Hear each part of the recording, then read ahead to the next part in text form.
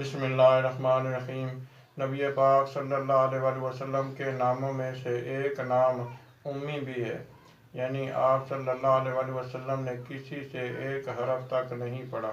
پہلی آسمانی کتابوں میں نبی پاک صلی اللہ علیہ وسلم کو امی نبی کہہ کر پکارا گیا ہے، تو پھر آپ صلی اللہ علیہ وسلم نے قرآن پاک کس طرح حفظ کر لیا؟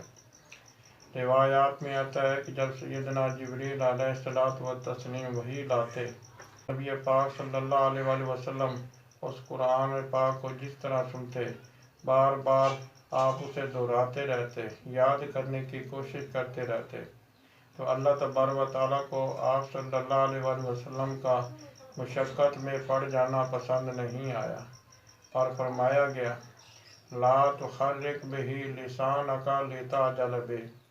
اے نبی پاک صلی اللہ علیہ وسلم، آپ قرآن پاک کو یاد کرنے کی خاطر اپنی زبان کو جلد جلد حرکت نہ دیا کریں۔ اِنَّا عَلَيْنَا جَمْعَهُ وَقُرْآنَهُ، یہ ہماری ذمہ داری ہے کہ اس قرآن کو آپ کے سینے میں محفوظ کر دیں۔ لہذا نبی پاک صلی اللہ علیہ وسلم اس کے بعد جس طرح سنتے، وہ قرآن پاک آپ کے سینے میں محفوظ ہو جاتا۔